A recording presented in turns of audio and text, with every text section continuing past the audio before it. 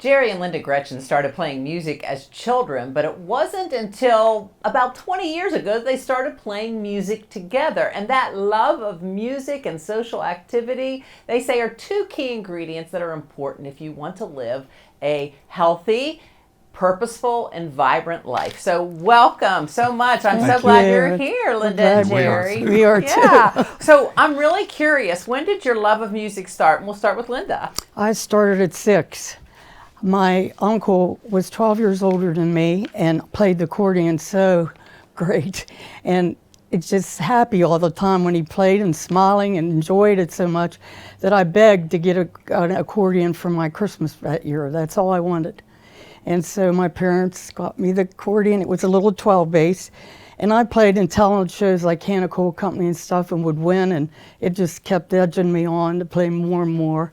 And then my sister and brother came along and I taught them accordion. And we would go out and play trios for like different things that people wanted us to play for, different meetings, different fairs. And then when we got in the age where we could take instruments, I picked up the saxophone. I wanted that for my Christmas present when I was in the 4th grade. And then my sister wanted to play clarinet, and my brother took trumpet.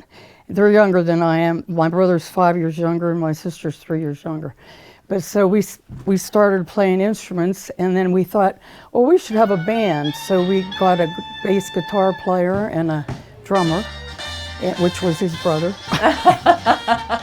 And we formed the Jolly Jays Orchestra. It's a polka band where we traveled and cut 6 albums and played for the whole valley, the whole eastern side as far as Connecticut, Maryland. We traveled a lot until we started having families. Oh yeah, that always gets in the way. What about you, Jerry? When did your love of music start? Very young. I lived next to my grandmother, and her sister didn't live more than 2 miles away, and naturally there were a lot of Polish weddings. And music, it was always the centerpiece. And the band would be up there on the stage, and I just would stand next to the band off to the side, and I was always told, now don't touch the instruments. And it just like, the wedding back then would go from 6 to 2 in the morning. The people dance, having fun. And then, and it would also start the day before when they went for preparation. There would be music there the day of the wedding, and then the day after the wedding, there was more music. So, and it just, people were so happy involved with the music. And then my uncle lived next door. He played an accordion. And when it got to be close to high school, he brought my sister a clarinet, and then I got a trumpet and joined the band at St. John's. And then for 2 years after that, I played in the polka band. And then put the trumpet down for the next 35 years because of school, family.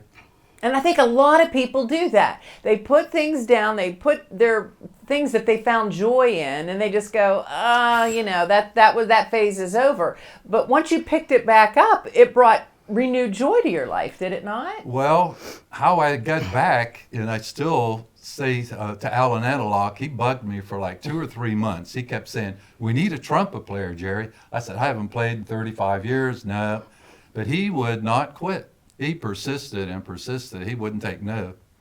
He's passed on since then, and I always say, Alan, thanks a lot. So now it's been 25 years later, and I'm still playing, practicing, driving my wife nuts, and hearing a trumpet blare in the room. Duh, duh, The same note sometimes gets me. But so you played in a band, and his brother played in your band, but when did you two start playing together? Not until we were married after our children kind of grew up. Yeah. So how did that come to be? Well, we put the sax, he played the trumpet, and my Uncle Wally, the one that I, took after, he played the accordion, and we all got together for our daughter's wedding. She wanted a polka band. And so we practiced with that, and then we started having them come over, and we'd go over to his house and just play for fun. But I got into the saxophone because I graduated from Kent State, but I got a scholarship in bassoon. My senior year, I learned how to play the bassoon so I could get a scholarship. because my band director said there's a dime a dozen of sax players. And I got my whole college paid for. And then when I was in the marching band, the concert band, all that, and running home to play the polka band, I just put it down after I had my kids. I put everything down. Yeah. And then I went to this band that we're talking about at Shady Side. I hadn't played for 40 years. Really? So tell me about the Shady Side Band, the community band. Where all do you guys play? Well, go ahead. You know more than Well, we play for a lot of nursing homes. and get standing ovations. We play for some community, like parks. We played in Blair. We played in Shady Side. We're going to be playing at the community hall in Shady Side March 5th. And we've played for the sisters at St. Joseph. They enjoy it. They even dance along with the music when we play for it. So it's joyful that we can come to people and particularly bring back memories for these, because we play the oldies that they grew up with, and so they're familiar with the music that we play. Do you think that the music keeps you young at heart as well? Oh, yeah, because we have to practice. And we play for a church, Easter and Christmas, and it makes a difference in just singing. And we play Joy to the World, and Easter we play Christ is Risen Today, and it adds to the choir to the purpose. So let me ask you this. What would you say to people who have had passions in their youth that maybe put them down once they started families or for what other reason, but they still think, I might like to revisit that. What do you think on that? Do you advise them that they absolutely should? Or They should, because it's in your blood. It's just like riding a bike, you pick it up again. And it keeps something ahead of you to look forward to. And it helps to have a companion who can support you and encourage you in what you're doing. And even a friend, knows that you have done something in the past, and hopefully they say, hey, why don't you pick up, like, say, carving, or people like to put old cars together, or whatever it might, painting, or whatever it might be. Just start. Don't delay. We don't have that many more days. No, we don't. We don't. So what would you say your philosophy on aging is? Keep moving. I don't think about it. No? No. Today comes up, Challenge and yourself. it's a day, and you live it. I don't think about age. It doesn't. I don't know. I don't think about it at all.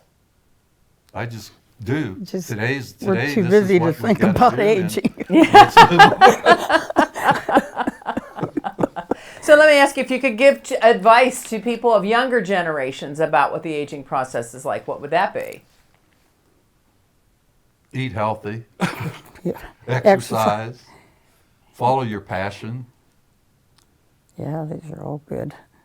Those are great pieces of advice. Absolutely great pieces of advice. And what do you say about the community aspect of being with friends and going out and seeing other people? Do you think that's a good thing too? Oh, very definitely. I mean, the people that we have in our community band, there's probably 25, and we've had people play up to the age of 91, 92. Our oldest right now is 89, and he's been playing for 70 years. Wow. But we have also junior high students in the band, and students that go here that come and play. So it's a wide variety. range. Right. Keeps you young at any age. Right. Yeah. And so we have a purpose, to practice there. And then you meet the people and you talk about them and their families, and you have another family, actually, with the community band. It's another family. And the director, she is very patient. She tries to pull us, get this thing all together, and everybody works for that purpose, like putting a puzzle together. You look for that right piece, and when it all blends, you have something to really look at and say, hey, we put it together, we've done it. Yeah. Wow. Well, thank you very much for all your wisdom and sharing with us. It was a pleasure to talk with both of you. You too. Thank you. Thank you for having us.